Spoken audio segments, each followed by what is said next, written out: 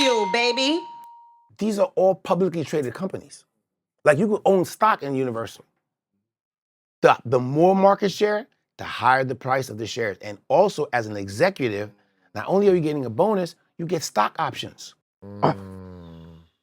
The better the company does on the stocks, the more and money I play you stock, get. I understand that game. Spotify right now, if you own Spotify right now, you'd be up right now if you own the shares. Spotify just showed a profit. They made a ridiculous amount of money.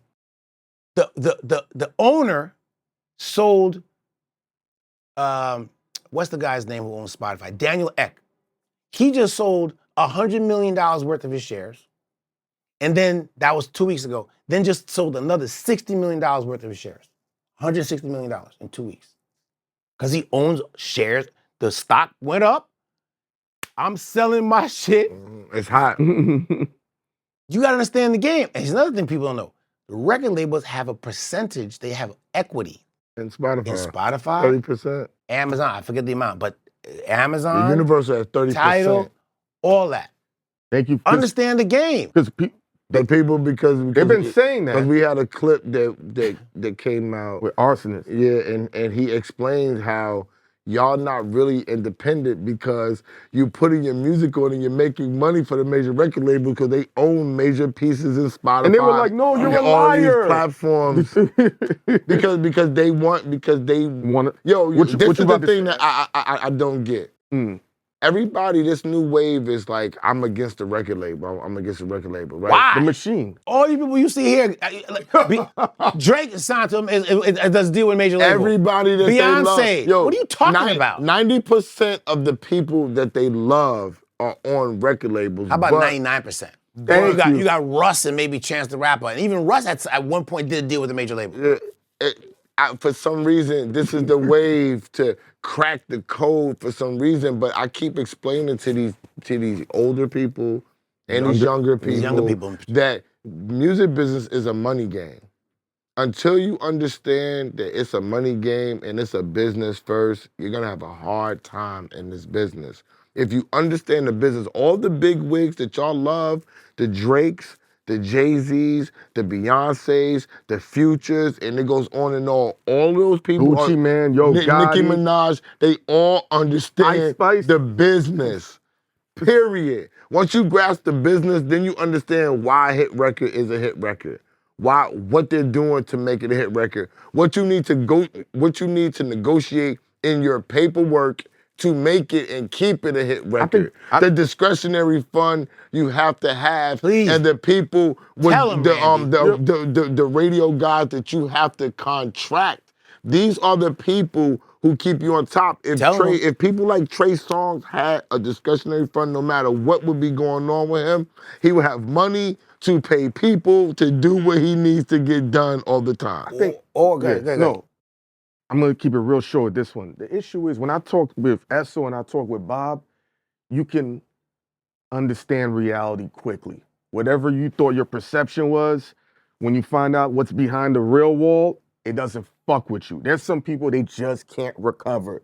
They don't want to believe they were manipulated. They don't want to believe that their feelings and emotions were swayed by marketing dollars or a team of sophisticated people that, push your emotions in that direction. Whereas the people that make it are the ones that are like, all right, man, I got played, but I'm ready to play this game. You didn't get played. Marketing is about exposing you to a talent and giving you the opportunity to like it.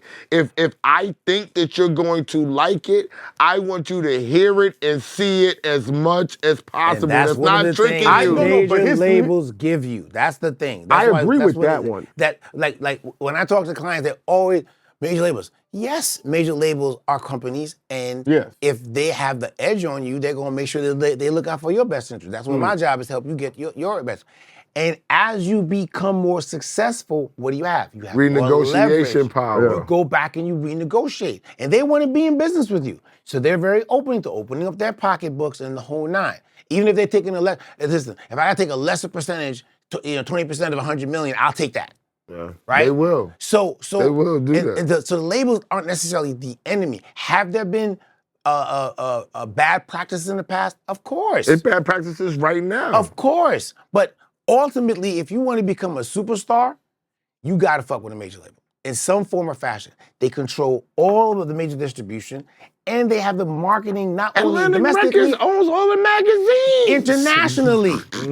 Internationally. So why are you, what's the issue? Oh, I don't want to do 360. I got a client, I don't want to do a 360 agreement. I said, first of all, first and foremost, there's ways to get around when they will ultimately take a percentage.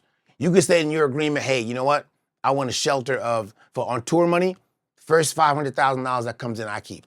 Anything over 500, you take your 10%. They don't know that, but they don't know about a shelter. But you so worried about the 360, oh, my 360, whatever. Like, bro. It's all about negotiation and what you put in your deal memo and your paperwork. They're so afraid. They don't have the knowledge, though. No, because it's been told they're yanking everything from all these places. And I'm sitting here like, you come in with nothing. You can negotiate how many years, they can take a percentage, and back to what you said, leverage. A lot of artists are like, fuck 360, fuck 360. I'm like, that might be the best thing you ever signed in your life. Do you know how much, people don't even know how much work it is to book your artist dates, to set up a tour, merch. to set up merch, to set up the publications, to put the right money behind the social media, to send you to travel. Yo, one travel run, the Grammys, BET Awards, Hip Hop Awards, I Heart whatever, and Super Bowl, Super Bowl and All-Star. These are 8 to 10 places that you have to, if you're really trying to make a splash as one individual out your own pocket, you gotta spend at least $5,000 to $10,000 in each spot to begin to make your mark as one person if you're trying to get out there. So it's a lot of money that has to be spent to make you a star, but the problem with these people is they don't get to see it. I always told him, I said, marketing and promo is tricky because you don't see it. It's in the air. Yeah, right. Okay, so you get to see some billboards sometimes, but you don't understand the back. You don't get to feel it like that. You don't get to feel it, and you're not in the back office talks with Puma like, listen, we're going to pay him $5,000 to do the thing, but I need his motherfucking face everywhere, okay, for the $5,000.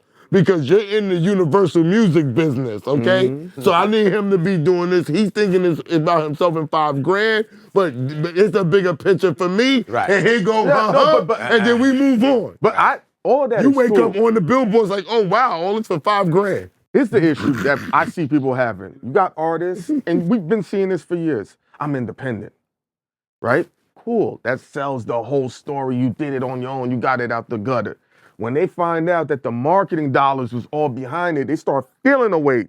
Now, that's why when you hear certain rappers... They don't find out until it's too late. Yeah, but they're still going to feel a weight. This is why there's issues now. This is why there's issues with a 360 deal. This is why they're saying, I don't want to go to a major, because they believed all this bullshit. But There's a lot of misinformation. Can I tell you the people? I agree. Can I tell you the people that say that they don't want to go to the major?